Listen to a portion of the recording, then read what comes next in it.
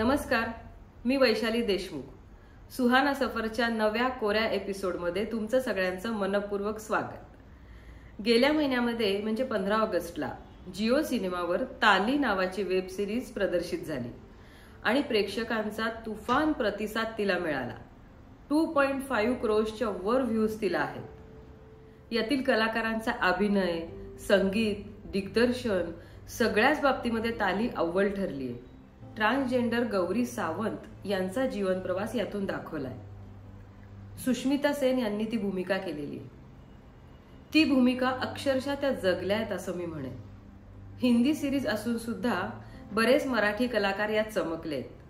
पण या सगळ्यांमध्ये सगळ्यात जास्त लक्ष वेधून घेतलं असेल तर छोटा गणेश याने. छोटा गणेश म्हणजेच लहानपणीची गौरी सावंत. त्याची वेदना, त्याचं दुःख, त्याची घुसमट पडद्यावर ज्या पद्धतीने दिसली आहे ना, त्याला तोड नाही. याच मुलाचा गणेश ते गौरी असा खडतर प्रवास म्हणजेच ही ताली. तर आज आपण भेटणार आहोत या गणेशला आणि जाणून घेणार आहोत की एका कलाकारासाठी हा सफर सुहाना होता का अजून काही होता. वेलकम गणेश, म्हणजेच कृतिका देव. हॅलो, हाय. काय म्हणतेस कृतिका, कशी आहेस? मी मस्त, मजेत. आणि मला तुला हा पहिला प्रश्न आता हाच विचारायचा आहे की ताली प्रदर्शित व्हायच्या आदल्या दिवशी आणि ताली प्रदर्शित झाल्यानंतर दुसऱ्या दिवस याच्यामध्ये काय फरक होता आणि काय तू अनुभव घेतला? खूप काय म्हणू शकतो की खूपच पोलर अपोजिट भावना होत्या सगळ्या.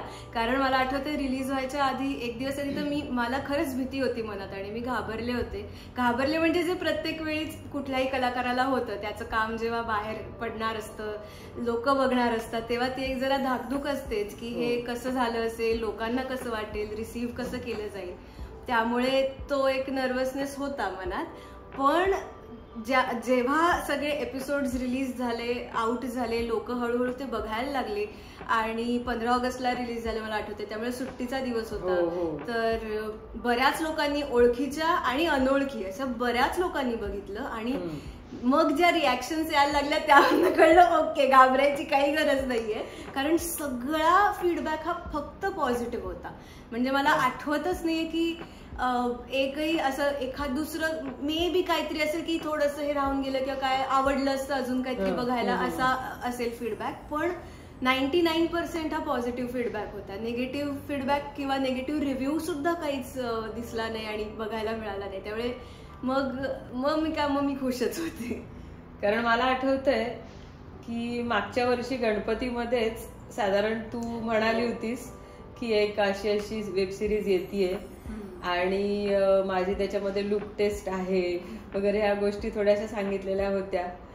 आणि मला हे कळलं होतं की तू ट्रान्सजेंडर गौरी सावंत यांच्या जीवनावरची ही ताली वेब सिरीज हे तू सांगितलं होतंस आणि सुष्मिता सेन यांच्या लहानपणीचा रोल तुला करायचा आहे एवढं माहिती होतं. पण हे माहिती नव्हतं की तुझा रोल सिरीज मध्ये कसा दिसणार आहे, किती दिसणार आहे, हे काहीच माहिती नव्हतं. आणि वेब सिरीज म्हणजे हल्ली असं झालेलं आहे की थोडी बघताना आधी पहिले धाकधूक वाटते की किती बोल्ड असेल, काय असेल, बरं हा विषय पण असा आहे. म्हणजे बघेपर्यंत आम्हाला सुद्धा माहिती नव्हतं की आपण काय बघणार आहोत ते.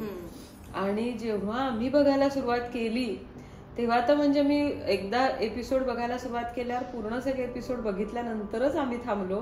आणि त्याच्यानंतर म्हणजे मी अशी सुन्न झाले होते की हे काय. म्हणजे एकतर हिने सगळ्या वेब सिरीजला छेद देणारी अशी वेब सिरीज होती की तुम्ही फॅमिली सकट बघू शकताय.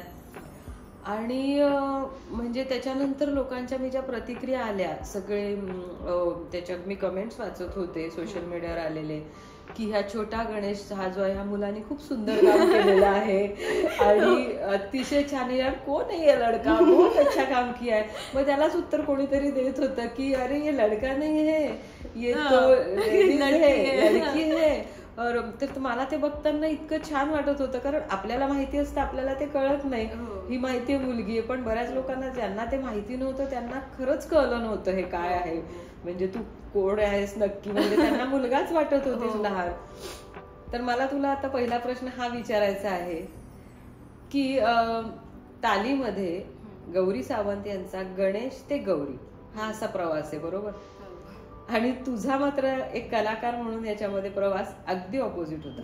म्हणजे कृतिका ते गणेश असा हा प्रवास होता. हे ट्रान्सफॉर्मेशन तू कसं काय म्हणजे स्वीकारलंस? सगळ्यात आधी तर म्हणजे ही ताली वेब सिरीज तुझ्याकडे कशी आली आणि त्यांना असं कसं वाटलं की ही मुलगी हा मुलाचा रोल करू शकेल? तुला कसं वाटलं की आपण हा मुलाचा रोल करताना तुला काही दडपण आलं का किंवा टेन्शन आलं का? आणि ते तू त्याची तयारी कशी केलीस आणि ते म्हणजे तुला एकंदरीतच या भूमिकेकडे तू कसं बघितलंस हे मला जाणायचंय.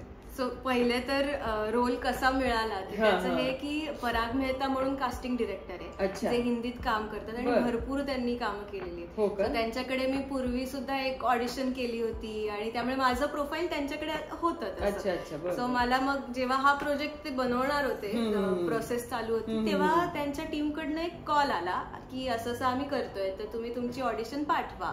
मग मी जो त्यांनी सीन पाठवला होता सिरीज मधलाच जो डॉक्टरांबरोबरचा सीन आहे तो ऑडिशनचा सीन होता. तर मग त्याची घरातल्या घरात शर्ट घालून आणि त्यांनी सांगितलं होतं की टाईड हेअर तुम्ही तुमचे केस बांधून शर्ट घालून ती बिना मेकअपचा लुक त्यांना हवा होता अशी ती ऑडिशन करून पाठवा.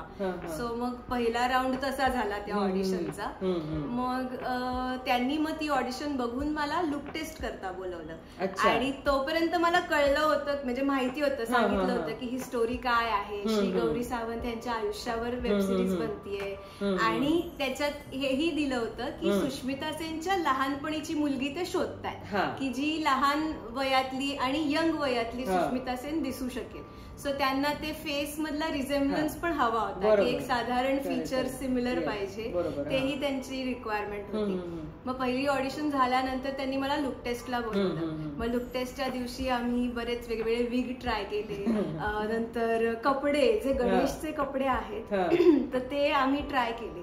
तर तेव्हा असं झालं की लुक टेस्टच्या दिवशी अमोल भोर म्हणून ज्यांनी काम केलं या वेब सिरीजवर, अमोल दादा, त्यांनी भरपूर एकांकिका नाटकांमध्ये बरीच कामं केली. एकदम तो छान असा एक दिग्दर्शक आहे खरं तर आणि तो तालीमध्ये त्याचं खूप कॉन्ट्रीब्युशन आहे. तर लुक टेस्टच्या दिवशी ती अशीच मजा झाली होती की म्हणजे पहिल्यांदा त्यांनी शाळेतला जो गणेश आहे त्या वयाचे कपडे म्हणजे युनिफॉर्म आणि त्या वयातला विग मला लावला आणि फोटो वगैरे करून असं झालं. म्हणून मग मी एकतर मुळात हे एका वर्षापूर्वीची गोष्ट आहे. सो मी होते 27 वर्षांची, मी आहे एक मुलगी आणि इथे मला करायचा तो मुलगा आणि तोही शाळेतला साधारण 12-13 वर्षाच्या आसपास असं ते पहिला लुक होता.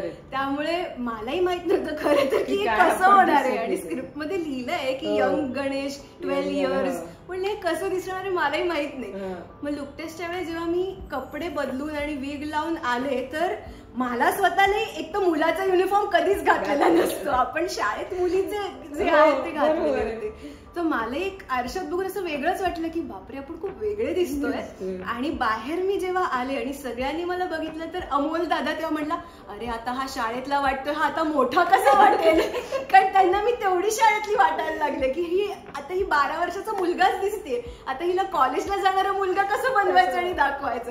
म्हणलं थांब डोंट वरी आपण करू, सगळं होईल. मग मी परत गेले. सो त्या लुक मध्ये एक सीन केला, काही फोटो काढले, मग परत चेंज दिला. मग थोडासा मोठा झालेला गणेश, त्याचे कपडे, थोडासा लांब केसांचा वेग, कारण तेव्हा माझे केस लांब होते तर माझं वेणी घालून त्यांनी लपवले होते खरे केस सगळे. मग कॉलेजला जाणारा साधारण मग एक 17 वर्षाच्या आसपासचे गणेशचे कपडे घातले. मग मी बाहेर हो रे वाटतोय हा आता 17 असं ते एक लुक टेस्टची ती मजा. सो तसं त्यांनी ते ट्राय आउट केलं, त्यातही सीन करून घेतले. सो पहिली ऑडिशन, मग ही लुक टेस्ट, त्या दिवशीचे केलेले ते 2-3 सीन्स. ह्यानंतर मग 1-2 दिवसांनी मला फायनल कॉल आला की तू लॉक झाली आहेस आणि तू हे म्हणजे वेलकम ऑन बोर्ड असा जो एक कॉल असतो. सो हे सगळं या 2-3 टप्प्यांमधनं गेल्यानंतर ते झालं.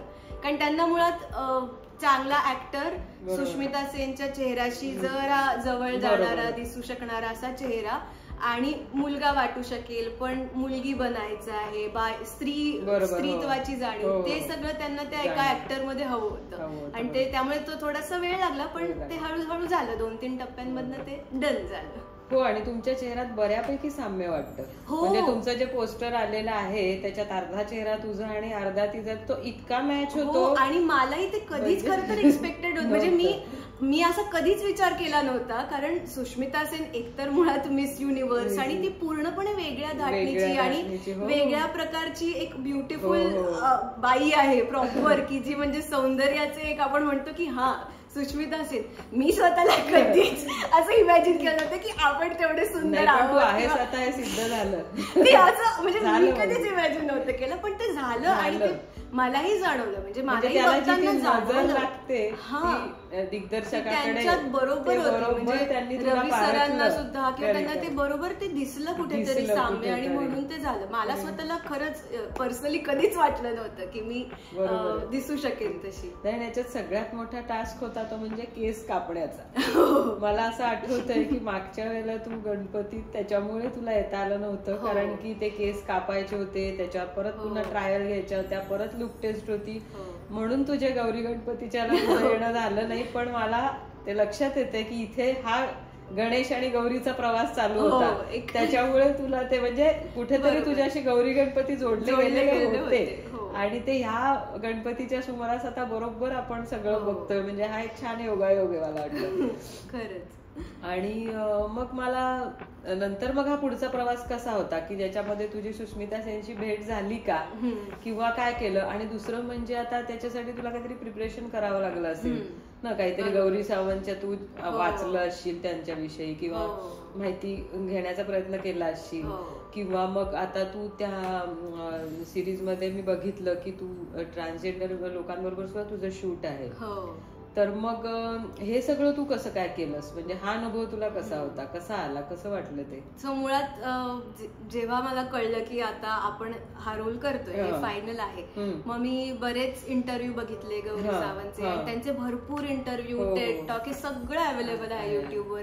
त्यामुळे मग मी ते सगळं बघायला लागले. मग त्या बऱ्याच ह्याच्यात त्यांनी असे छान छान सांगितलेत लहानपणीचे किस्से, की लहानपणी त्यांना कसं घर घर खेळायला आवडायचं, किंवा भांडी कुंडी वगैरे खेळायच्या, असे काही काही ते किस्से जे त्याला सांगायच्या, ते मग मी ते फोन मध्ये लिहून ठेवायचे. आणि मग मी ते शूटला जेव्हा जायचे तेव्हा रोज सकाळी एकदा जस्ट त्याच्यावर नजर टाकायचे. असे ते एक पॉइंटर्स बनवले होते की हा, की साधारण त्यांना काय वाटायचं त्या वयात, आणि कसं म्हणजे साडी आवडणं, साडी नेसायची इच्छा असणं, हे सगळं एका मुलाच्या शरीरात जन्माला आलेल्या व्यक्तीला वाटतंय. त्यामुळे त्या सगळ्या पॉइंट्स, ते सगळे पॉइंट्स मी काढून ठेवले होते.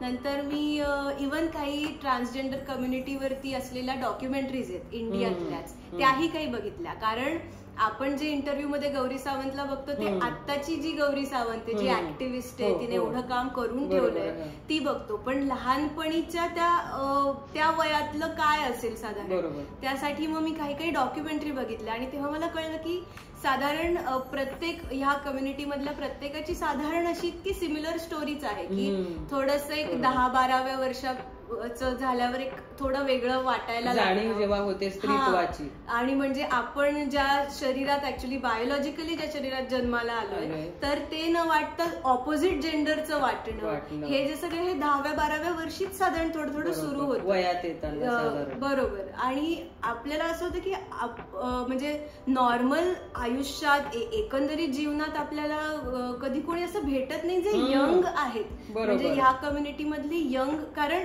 तेच असतं की प्रत्येक जण स्वतःच्याच, समजा त्यांची जेंडर आयडेंटिटी विषयी काही असेल प्रॉब्लेम किंवा काहीतरी वेगळं त्यांना वाटतंय, तर ते स्वतःशीच खूप झुंज देत असतात, त्यांचा स्वतःचा शोध सुरू असतो. त्यामुळे ते पटकन ओपनली कोणाला सांगत नाही, ती भीती असते की लोक काय म्हणतील. त्यामुळे ते क्लॉझेट मध्ये बऱ्याचदा असतात, म्हणजे ओपन आउट होणं जास्त, कमिंग आउट ते होत नाही.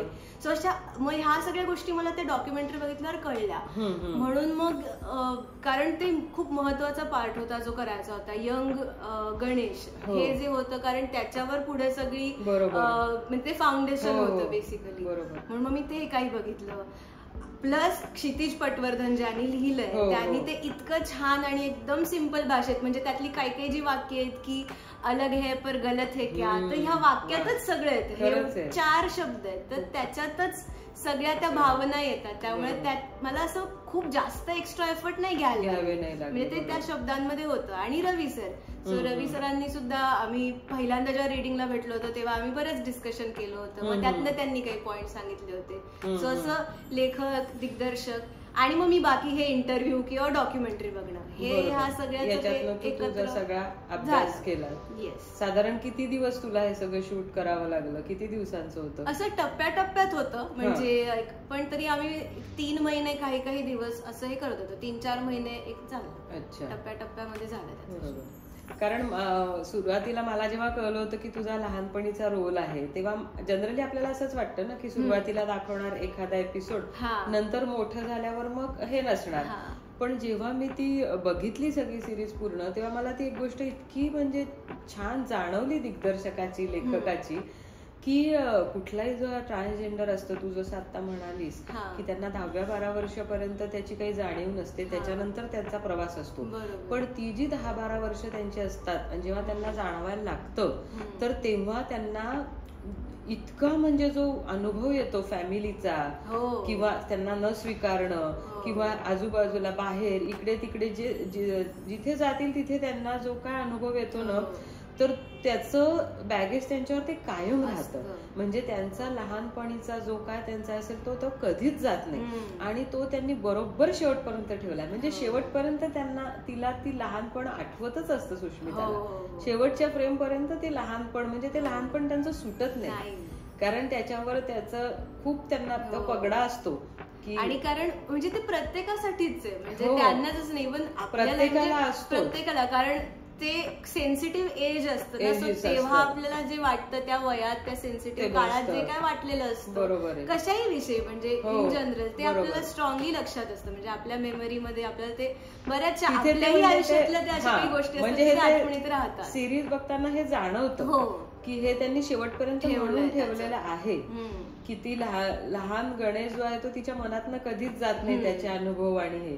आणि दुसरी पण एक गोष्ट मला ह्याच्यातली जाणवली की जनरल आता आपण इतर ट्रान्सजेंडरच्या जीवनावरच्या आपण बरेच वेळा काही वेब सिरीज म्हणा, सिनेमे बरेच बघितलेले आहेत किंवा बाहेर आपण बघतो, तर आपल्याला फक्त त्यांचं बाह्य रूपच दिसलेलं आहे. म्हणजे असं वाटतं की ते बाहेरून जसे दिसतात तसं ह्याच्यामध्ये ते दाखवू शकले असते की निव्वळ त्यांच्या बाहेरच्या गोष्टी, त्यांचं जे काय आयुष्य असेल, जे भडकपणा त्याच्यातला थोडासा जो आपल्याला दाखवतात तसा दाखवू शकले असते. पण मला याच्यात सगळ्यात जाणवलेली चांगली गोष्ट म्हणजे जसं ट्रान्सजेंडर हा बाहेरून पुरुष असला तरी आतून तो स्त्री असतो, तर ते अंतरंग टिपण्याचा जो यांनी प्रयत्न केलेला आहे ना, आणि तो 100% यशस्वी झालेला आहे. म्हणजे सगळी सिरीज ही ते अंतरंग टिपण्यास झालेली आहे. त्याच्यामुळे तिथे बाहेरच्या या गोष्टींना थाराच नाहीये काही, की म्हणजे तुला आपल्याकडे ते तसं झालंच आहे की थोडंसं चुकीचं रेप्रेझेंटेशन होत आलंय, म्हणजे फिल्म्स मध्ये किंवा काय, की एकतर काहीतरी कॉमिक आणि ते दाखवायचं, आणि ते कोणीतरी विलनच किंवा असं जरा काहीतरी एकतर कॉमिक रिलीफ करतात, नाही तर मग असं विलन असंच ते कॅरेक्टर दाखवण्यात आले. त्यामुळे ती अशी काहीतरी मनात भीती किंवा काहीतरी असं वाटणं की त्यांचं काहीतरी वेगळं असेल, नको बाबा, हे सगळं जे आपण असं त्या स्टोऱ्या बघत आलोय म्हणून. पण खरं तर तसं काहीच नसतं. म्हणजे ती सुद्धा एक व्यक्तीच, त्यांना जेंडर विषयी त्यांचं मे बी काहीतरी वेगळं असेल, पण आहे शेवटी ती व्यक्ती. आणि तेच म्हणून लोकांना ही सिरीज एवढी भावली, म्हणजे असं मला वाटतं की जो काय इतका चांगला फीडबॅक आला, कारण लोकांना ते ह्युमन, त्यातला ह्युमननेस दिसला. मला तेच म्हणजे ते स्त्री पुरुष ह्याच्या पलीकडे जाऊन ती एका व्यक्तीची स्टोरी, आणि त्या पद्धतीनेच त्याला ट्रीटमेंट देण्यात आली. म्हणजे रवी सर असेल किंवा क्षितिजने जसं लिहिलंय, किंवा मलाही करताना ते असं व्हायचं की माझ्या मनात असं काही हे नव्हतं की आपण काहीतरी खूप वेगळं किंवा बापरे काहीतरी भलतच, असं अजिबात नव्हतं. कारण माझ्यासाठी पण ते की एक आई मुलगा हे रिलेशन आहे, वडील आणि मुलगा आहे, किंवा बहिणीशी असलेलं नातं, तर ती शेवटी एक ह्युमन स्टोरीच आहे. त्यामुळे तशा पद्धतीने ती ट्रीटमेंट दिल्यामुळे ते लोकांना अजून असं एक आपलंसही वाटलं आणि इतकं आवडलं असं मला वाटतं. हल्ली आता सोशल मीडियामुळे कलाकार आणि प्रेक्षक यांच्यातला संवाद खूप आता सोपा झालेला, त्यामुळे प्रतिक्रिया पण अशा पटपट मिळतात. आता काही वेळ नाही लागत, पूर्वी तसं नव्हतं. किंवा सिनेमा प्रदर्शित झाल्यावर तो लोकांना केव्हा बघायला मिळेल त्याचं असं व्हायचं. आता काही नसतं, तर तुमचं आलं बघितलं की त्या क्षणी तुम्हाला तुमचे भरून जात असतील सगळे मेसेज बॉक्स वगैरे. तर तुला काही अशा वेगळ्या आलेल्या प्रतिक्रिया की ज्याच्याने तुला खरंच थोडस आश्चर्य वाटलं किंवा गमतीदार असं काही आले असतील का अनुभव? आहेत. एकतर मुळात तेच की सगळ्यांना मी मुलगाच वाटले, म्हणजे जे लोक मला ओळखत नाहीत त्यांना तर मी 100% मुलगाच वाटले होते. कारण मला डीएम मध्ये सुद्धा आले की मुझे लगा था आप लड़का हो लेकिन अरे आपने अच्छा काम किया. ते एक तर झालं. इव्हन 1-2 इंटरव्ह्यू केले तर त्यांनी पण सुरुवातीला की मी तुला ऑनेस्टली सांगतो मला खरंच माहित नव्हतं आणि मला वाटलं की किसी बच्चे ने हे काम किया आहे. तर असं एक होतच. पण अनोळखी लोकांनी न ओळखणं हे ठीक आहे की त्यांना न समजलं की मुलगा आहे का मुलगी किंवा नाही. पण ते सुद्धा खूप विशेष आहे. म्हणजे ते खरंच म्हणजे अनोळखी लोकांना सुद्धा एक मुलगी जी अशी वयाने सुद्धा काही खूप लहान नाहीये पण ती सुद्धा एक मुलगा वाटणं हे म्हणजे त्या भूमिकेचं यशच आहे. म्हणजे तेही मला वाचताना मजा यायची. तिथपर्यंत त्याची हळूहळू सवय झाली ना. कारण हे जास्तीत आणि असं तुला एरवी सगळे लहान म्हणतात त्याच्यापेक्षा तू लहान आहे. आम्हालाही सगळेजण सांगतच असतात कृतिका लहान दिसते छोटी दिसते. तुलाही ते नेहमीच म्हणत. ते सवयीचा भाग आहे आता तो. मग मुलगा वाटणं हे ऐकणं त्याची सवय झाली थोडी एका आठवड्याने वगैरे किंवा 1-3-4 दिवसात की लोकांच्या मोस्टली अशा रिएक्शन्स आहेत. पण त्याच्यात सगळ्यात फनी रिएक्शन अशी होती की एका मैत्रिणीची, म्हणजे मी तिच्याबरोबर मागच्या वर्षी काम केलं होतं आणि आम्ही एकत्र काम केलं, छान अख्खा दिवसही घालवला होता. पण तिचा नंतर मला एक 4-5 दिवसांनी मेसेज आला इंस्टाग्रामवर की आय कांट बिलीव्ह ही तूच आहेस. ती म्हणली की मी अख्खी सिरीज बघितली, मला खूप आवडली आणि मला आत्ता कळतं की ते काम तू केलंय. म्हणजे तिने बघितलं होतं सगळं पण तरी ती ओळखू नव्हती शकली. सो तेव्हा मी खरंच खूप हसले. म्हणलं हो काहीच प्रॉब्लेम नाही, छान म्हणलं, कॉम्प्लिमेंट आहे, थँक्यू. आणि मला सुद्धा म्हणजे आम्हाला सुद्धा बऱ्याच प्रतिक्रिया अशा आल्या की कृतिकाचं म्हणजे बरेच जण विचारायचे. आता मी सगळ्यांना सांगते, आता सगळ्यांना ऐकत नाही, आता विषय आमचे जरा फॅमिलीकडे वळायला लागले म्हणून की कृतिका ही माझी सून आहे आणि माझा मुलगा म्हणजे अभिषेक देशमुख जो आई कुठे काय करते मध्ये यश म्हणून अतिशय सगळ्यांचा आवडता यश आहे तो, तर त्याची ती बायको आहे. त्याच्यामुळे तिचे सगळे जे तिचा हा प्रवास आहे तो सगळा आम्ही पण त्याचे साक्षीदार आहोतच. त्यामुळे मागच्या वर्षापासून आम्ही तालीच्या प्रत्येक टप्प्यावर आहोत. फक्त आम्हाला खूप असं म्हणजे अगदी डिटेल माहिती नव्हतं. म्हणजे ताली प्रदर्शित झाला बघितल्यानंतर आम्हाला सगळं असं पिक्चर क्लिअर झालं आणि कारण फारसं सांगितलं म्हणजे डिटेलिंग नव्हतं. तर मला तेच म्हणजे त्याच्यानंतर इतके म्हणजे लोकांच्या प्रतिक्रिया आणि इतके मेसेजेस आणि मला त्या खास म्हणजे इथे नमूद करायचंय, त्या सगळ्यांना धन्यवाद द्यायचे. कारण मला माझ्या मैत्रिणी, आमचे मित्र परिवार जे काय आहेत, जे नातेवाईक आहेत, सगळ्यांनी मला आवर्जून मेसेजेस केलेले, थांबून माझ्याशी प्रत्येक वेळेला बोलतात, रस्त्यात कुठे दिसले काही, की कृतिकाचं काम अप्रतिम झालेलं आहे आणि ती वेब सिरीजचं तर लोक इतकं कौतुक करतात. म्हणजे मला खरंच इतकं बरं वाटलं, कारण की जोर प्रदर्शित होत नव्हते, मी बघत नव्हते, तर मी कोणालाही सांगितलं नव्हतं. कारण की वेब सिरीजचं आता असं आहे की त्याला काही सेन्सॉर नसल्यामुळे माहिती नाही की नक्की काय असेल काय नाही. पण सगळेजण आवर्जून इतकं कौतुक करतात ह्या वेब सिरीजचं, तालीचं, आणि एक चांगला विषय घेतलेला आहे आणि त्या चांगला विषय चांगल्या पद्धतीने हाताळला गेला आणि प्रेक्षकांपुढे एक उत्तम कलाकृती निर्माण झाली आणि त्याचा एक अतिशय उत्तम भाग कृतिका आहे, याचा मला अतिशय अभिमान आहे. कारण मला सगळेजण, बऱ्याच जणांचे मेसेज आले की काकू तुम्हाला किती छान वाटत असेल ना की तुमचे मुलगा मुलगी सून सगळेजण अगदी असे उत्तम कलाकृतींमध्ये कसे काय असतात. म्हटलं आता ते त्यांचं खरंच म्हणजे हे परमेश्वराची कृपाच आहे की चांगली, कारण कलाकार किती चांगला असला तरी त्याला एक उत्तम कलाकृतीचा भाग होणं हा खरंच नशिबाचा भाग आहे. परमेश्वराची मी तर म्हणेन ती देणगीच आहे आणि सगळे तुमच्यासारख्या रसिकांचे आशीर्वाद तर आहेतच. आणि मला आता फक्त कृतिकाला एक प्रश्न राहून गेलाय, तो विचारायचा आहे की त्याच्यात एक वेब सिरीज मध्ये एक सीन आहे बघ की तू रस्त्यावर उभं राहून हे करते, फ्रॉक घातलेला आणि हे आहे, तर तो अनुभव तुला कसा होता वाटला आणि त्याच्यात काहीतरी असं घडलं होतं, तू जर तर बोलली होती, मला नक्की माहिती नाही, आपलं तेव्हा गडबडीत जास्त बोलणं झालं नाही, तर ते जरा प्रेक्षकांना सांग. तेव्हा ऍक्च्युली तो अनुभवच मुळात असा आहे ना की तो मी कधीच विसरू नाही शकणार. म्हणजे त्या अशा काही गोष्टी असतात ना की त्या इतक्या अशा खोलवर आतपर्यंत अशा आपल्या याच्यात कोरल्या जातात. कारण एरवी आपण किती इझिली बघत असतो बघ ना, आपण गाडीतनं कारमधनं जात असतो, ती मुलं मागत असतात आपल्याला, म्हणजे आपण काही थोडंसं वाईट वाटतं पुढे गेलं की आपण विसरून जातो. पण ती लोक कशी हे जगत असतील, किंवा हा अनुभव अजूनच वेगळा होता तो तुला. तेव्हा तेच झालं की आम्ही सीएसटी स्टेशन मुंबईतलं जे आहे तिथे शूट करत होतो आणि आम्हाला तो सिक्वेन्स शूट करायचा होता की गणेशने घर सोडलंय, तो घर सोडून पुण्यातलं घर सोडून मुंबईला आलाय आणि जे ऍक्च्युली गौरी सावंतच्या आयुष्यात घडलंय, त्यामुळे त्याचं काय म्हणू शकतो ना सिरियसनेस आणि त्याची ग्रॅव्हिटी तर इतकी वाढली होती त्या क्षणी मला जेव्हा ते मी अनुभवलं. तर सिग्नलवरती तिला फ्रॉक घालून भीक मागायला लागली होती आणि ते आम्ही याच्यात दाखवलंय. सो आम्ही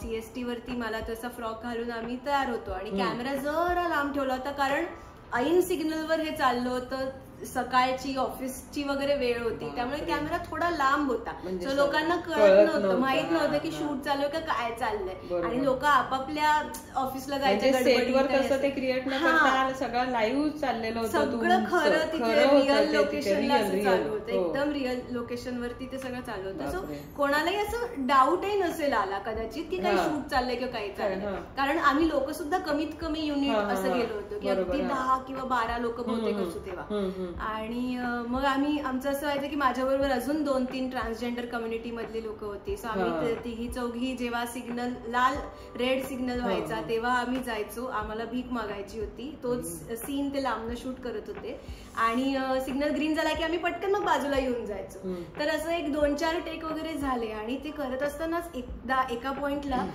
एक असं बाईकवरनं माणूस आला आणि त्यांनी ऍक्च्युली म्हणजे जी माझी ऍक्शन होती भीक मागण्याची ती मी करत होते आणि त्यांनी ऍक्च्युली 10 रुपयाची नोट हातात ठेवली आणि मी त्या क्षणी मला आता आला ते सांगतात मला कळतं मी विसरूच नाही शकणार कधीच की ते नक्की काय वाटलं होतं तेव्हा, कारण मी तेव्हा सुन्न झाले होते. ते कारण स्वतःहून आपल्याला जेव्हा हे असं काहीतरी अनुभवायला मिळतं तेव्हा कळतं की काय घडत असेल, काय होत असेल नक्की त्यांच्या आयुष्यामध्ये आणि काय कशाला सामोरं जावं लागत असेल. आणि ही केवळ काय मजबुरी आहे, म्हणजे हे हेल्पलेसनेसच आहे, दुसरं काही नाहीये की तुम्हाला शिक्षण चांगलं घेऊन नोकरी करण्यासाठी ऑप्शनच नाहीये, त्यामुळे तुम्हाला हे काहीतरी करायला लागतंय. असं कोणाच्याच खरं नशिबी नाही, कुठल्याच व्यक्तीच्या कुठल्याच माणसाच्या येऊ नये. त्या क्षणी तू त्या भूमिकेच्या खूप जवळ गेली असणार, म्हणजे मला असं वाटतं हे झालं की बापरे हे काय झाली असणार आहे ती गणेशचं जे आहे भूमिकाची, तुला मला असं वाटतं की तुला तो टच केला असणार आहे त्या क्षणाने. आणि ते मी कधीच नाही, म्हणजे ते आता फॉर एव्हर तेव्हा. आणि ते झालं की ती 10 रुपयाची नोट अजूनही आहे माझ्याकडे, मी ती जपून ठेवली आहे. आमचा जो डीओपी आहे राघव सर, तर राघव सर मला म्हणले की ये तू फ्रेम करके रख, ये तेरी ऍक्टिंग का सबसे बढ़िया कॉम्प्लिमेंट आहे म्हणलं. तर मी म्हणलं हो मी सांभाळून ठेवेन, पण मी अजून ती फ्रेम नाही करू शकले. मला कारण कळत नाही त्याच्याविषयी, इतक्या मिक्स्ड फिलिंग्स आहेत ना. म्हणजे ते ऍक्टिंग खूप भारी झाली त्याचं कौतुक म्हणावं का ते जे काय माणूस म्हणून जे फील झालं ते असं ते खूप वेगळंच अनुभव होता. आणि ते विचित्र भावना आहे ती, त्यामुळे मी ती जपून ठेवली आहे. पण तेच की मी ते विसरू नाही शकणार कधीच. मला एक असं विचारायचंय की सुष्मिता सेन आणि तू वेब सिरीज मध्ये तर एकच आहात, म्हणजे ती लहान असतानाची तू, मोठी झाल्यावर सुष्मिता सेन, त्या एकत्र येणं तर कधी शक्यच नव्हतं. मग तुम्ही कधी आला होता एकत्र? मी भेटले, म्हणजे मी ते ठरवून, कारण की म्हणलं एकदा तरी भेट झाली पाहिजे सुष्मिता सेनची. पण असं स्क्रीनवर तुमचं नाही, स्क्रीनवर अजिबात नव्हतं ना शूटच्या वेळेला असं एकत्र काही असं चान्सच नव्हता? काहीच नाही, कारण एकच व्यक्ती एकच कॅरेक्टर करतोय त्यामुळे ते नव्हतं. पण जेव्हा आमचं दोघींचं शूट होतं, माझं सकाळी आणि तिचं थोडं संध्याकाळी असं, मी माझे सीन तो एक दिवस होता, तर तेव्हा मी असं केलं की माझे सीन झाले, माझं पॅकअप झालं होतं, मी पटकन कपडे बदलले आणि मला माहित होतं की सुष्मिता सेन आलेली आहे सेटवरती, तयार झालेली आहे. म्हणलं आजचाच तो दिवस, आज आपण भेटून घेऊ, कारण माहित नाही नंतर पण काय म्हणजे कधी भेटणारच. म्हणून मग मी पटकन आवरलं, कपडे बदलले आणि मी असं हळूच सेटवर गेले बघायला की काय चाललंय नक्की. मग मला कोणतरी सांगितलं की तिकडे आहे सुष्मिता मॅम. म्हणलं ओके ठीक आहे. मग म्हणलं आपण आता त्यांना भेटूया. म्हणून मी आणि अगेन परत मी थोडी नर्वस झालेच, कारण स्वतःहून जाऊन भेटतोय, काय बोलायचं, कशी समोरून काय काही माहित. आणि एकतर ती सुष्मिता सेन आहे, म्हणजे ती ऑलरेडी एक इतकी मोठी स्टार आहे, तर आपल्याला ते माहित नसतं की मोठी लोक कशी असतील, तिला आता आवडेल का नाही तिच्या स्पेस मध्ये मी गेलेलं, ती डिस्टर्ब तर नाही होणार, त्या सगळ्या असतं. त्यामुळे मी तरी असं हळूहळू एक थोडस एक काय म्हणतात की करेज अशी मी थोडीशी गेले. आणि मग मी इंट्रोड्यूस स्वतःच करून बोलले की हाय, आय एम कृतिका, मी लहानपणीच्या गणेशचं काम करते. तर तिने माझ्याकडे बोलली की हो हो ऑफकोर्स आय नो, ये असं करत तिने मला इतकं छान बोलवलं आत. तिने अगदी छान मिठी मारली, एकदम घट्ट, आणि इतकं ती इतकी गोड होती की त्या क्षणी माझी सगळी भीती, सगळी धाकधूक सगळी गायब झाली. आणि मग ती म्हणली की अर्थात मला माहितीयेस तू, आणि मी असं ऐकून आहे की तू खूप चांगलं काम करतेस, या सगळ्या चांगले कौतुक माझ्या कानावर पडतंय वगैरे. म्हणलं नाही नाही नाही असं काही हे नाही. मग काही नाही, त्या क्षणी एकदमच. पण ती तुमच्यातलं अंतर एकदमच आणि ती खरंच इतकी गोड आहे, म्हणजे इतकी वर्ष, ती 30 वर्ष या इंडस्ट्रीत काम करते, पण तरीही इतकं असं काय म्हणतात ना, हंबल असणं, आणि इतकं छान की तिने असं ते कुठे जाणू नाही दिलं की आपण नवीन किंवा यंग आहे किंवा काय, असं काहीच नाही. ती अगदी छान सगळ्यांशी छान. इव्हन एरवी पण तिच्या सेटवरचा वावर जो मी बघितलाय की सगळ्यांशी छान वागणं, सेटवरती जेव्हा काम असतं, जेव्हा ऍक्टिंग करायची वेळ येते तेव्हा पूर्ण 100% देणं, हे आजही म्हणजे मी तेव्हा ठरवलं होतं की हा 30 वर्ष इकडे असूनही जर माणूस इतक्या इंटेन्सिटीने प्रत्येक टेकला जर करतोय, तर आपणही हेच कुठेतरी डोळ्यासमोर ठेवलं पाहिजे. आणि आपणही मोठं झाल्यावर एक की हा किती वर्ष काही जरी झालं या इंडस्ट्रीत, पाय जमिनीवर ठेव असणं म्हणजे काय असतं हे असे लोकांना बघून आपल्याला लक्षात येतं. आणि एक आपल्याला ते सेट होतो आदर्श की हा हे असं आपल्याला बनायचंय. मी असंही ऐकलं की ती तापामध्ये तिने शूट केलं होतं, जे पाणी पावसाचं जे शूट होतं बघितलं, तिला तेव्हा ताप होता, 102 ताप होता तिला. आणि तिने सांगितलं सरांना की मला ताप आहे पण तरी आपण शूट करायचंय. आणि तो सगळा तिच्यावर पाऊस, तो धो जो होता, त्याचे अनेक टेकवर टेक, कारण ते काय एका टेक मध्ये होणारी गोष्ट नसते. सो ती प्रत्येक वेळी जेव्हा तो पाऊस, खोटा पाऊस जो होता ते टाकायचे, आपल्याला एवढंसं काही होत असलं तर आपल्याला बोलणं सुद्धा मुश्किल होऊन जातं. किती भिजली त्या. आणि त्याच्यात त्यांनी तेच सांगितलं त्या इंटरव्ह्यू मध्ये की त्याच्यामुळे उलट ती जास्त तशी त्या ह्याच्या जवळ गेली, त्या म्हणजे जी सिच्युएशनच्या, कारण सिच्युएशन मध्ये तेच होतं. तर तिचं म्हणणं होतं की मी आजारी असल्यामुळे मी खरंच तशी जशी हवी तशी इमोशनली ती जवळ गेली. खरंच एक तुला ह्या म्हणजे तालीच्या निमित्ताने का विना एवढ्या मोठ्या कलाकारांशी तुझा हे आला, म्हणजे संपर्क आला, म्हणजे आणि नंदू माधव आहेत, हिमांगी कवी आहे, ऐश्वर्या नारकर आहे, बाकीचे म्हणजे हा किती छान असं आपलं एक आयुष्य समृद्ध होत असतं ना ह्याच्याने, की मोठ्या एवढ्या कलाकारांबरोबर काम करणं. म्हणजे तुलाही अनुभव तसा बऱ्यापैकी आहेच आहे, पण तरी सुद्धा एक शिकणं आणि रवी जाधव सरांबरोबर एक काम करणं म्हणजे, आणि क्षितिज पटवर्धन सारख्या म्हणजे सिद्धहस्त लेखणीतून आलेले डायलॉग आपण बोलणं हा किती अभिमानाचा क्षण आहे. तर हे मला असं वाटतं की तुझ्या मेहनतीचंच फळ आहे. त्याच्यामध्ये तुझी पण खूप आहे, म्हणजे तुझी वाटचाल जी आतापर्यंतची आहे, तू घेतलेले कष्ट आहेस ते सगळे त्याच्यामध्ये आहेतच. आणि मला असं वाटतं की असंच तुला अजून पुढे मनासारखे वेगवेगळे रोल मिळू, एकसारखे नको. आता खूप वेगळा मिळ, कारण प्रत्येक कलाकाराचं हे स्वप्न असतं की मला वेगळं काहीतरी करा, वेगळे रोल पाहिजे. तालीच्या बाबतीत म्हणूनच मी खूप एक्साइटेड होते, कारण मला माहिती होतं जेव्हा ऑडिशन होती तेव्हाच की हे जर मला मिळालं तर हे इतक्या वेगळ्या प्रकारचा रोल आहे की हा बहुतेक एक लाईफ टाईम रोल असेल. मला कदाचित असा रोल परत मिळणार नाही, सांगता येत नाही, कारण अशी स्टोरी करण्याचं हेच धाडसच खूप कमी लोकांमध्ये असतं आणि ती सेन्सिटिव्हली करणं. त्यामुळे मला तेव्हाच असं वाटलं होतं की हा हे प्लीज मिळू दे, आणि हे मिळालं तर मी 100% देईन आणि करेन चांगलं, कारण हे परत होणं नाहीये. त्यामुळे मलाही ते खूप छान वाटलं की इतक्या चांगल्या प्रोजेक्टचा मला भाग होता आलं. आणि मुळात शूटच्या दरम्यानच मला ते एक ऍक्टर म्हणून समाधान मिळणं जे असतं ना ते Yes. होतच होतं की बरोबर. हा आपण एक इमोशनली इतकी एनरिचिंग व्यक्तिमत्व एक पडद्यावर सादर करतोय. हो बरोबर. त्यानंतर हा आलेला सगळा जो फीडबॅक आहे तो एक बोनस आहे हो. की हा लोकांनाही आवडलं, बरोबर. मग लोक मनमोकळेपणाने हो. मेसेजेस लिहितायत, काय काय त्यांच्या खरंच प्रतिक्रिया आहे. कळवतायत, तो हो. बोनस झाला. बरोबर. पण मी ऑलरेडी शूटच्या वेळीच अशी खुश होते की हा आपण काहीतरी एक चांगलं काम करतोय, कारण सेटवरती वाईब कळते जेव्हा, आणि स्पेशली तालीच्या बाबतीत ते झालं की प्रत्येक डिपार्टमेंटची प्रत्येक व्यक्ती तो मुद्दा, ही स्टोरी जी आहे ही इतकी महत्वाची आहे की प्रत्येक जण त्यांचं 100% देऊन काम करत होतं. नाही, आणि So ते सगळ्यात कळतं. महत्वाचं म्हणजे हे एखाद्याचं आयुष्य आहे. हो एखाद्या व्यक्तीचं, आणि ती व्यक्ती आज इथे आहे हो आणि त्याच्यात थोडंसं पण काही इकडचं तिकडे व्हायला नको. बरोबर. म्हणजे आणि त्याच्या जवळ त्याची जी मानसिकता आहे त्याच्याही जवळ तो गेला पाहिजे. बरोबर. घटनांचं सुद्धा त्याच्यामध्ये सगळं राहिलं बरोबर. पाहिजे, सत्यता आहे ते. हो. म्हणजे हे खूप शिवधनुष्य हो. होतं माझ्या मते. हो. आणि ते ह्या सगळ्या लोकांनी, कलाकारांनी, दिग्दर्शकांनी अतिशय उत्तम रीतीने पेललेलं आहे आणि एक छान कलाकृती सगळ्या लोकांना बघायला मिळालेली आहे. त्याच्यामुळे मलाही तो खूप आनंद वाटतो की तू त्याच्यामध्ये आहेस. आणि पुढच्या वाटचालीसाठी तुला खूप खूप शुभेच्छा सगळ्या सुहाना सफर परिवारातर्फे. भेटूच नंतर पुन्हा. Yes, thank you. काय मग, कसा वाटला आजचा एपिसोड? आवडला असेल तर लाईक करा, शेअर करा. माझ्या चॅनलला सबस्क्राईब केलं नसेल तर नक्की करा आणि कमेंट सेक्शनमध्ये तुमचा अभिप्राय जरूर कळवा.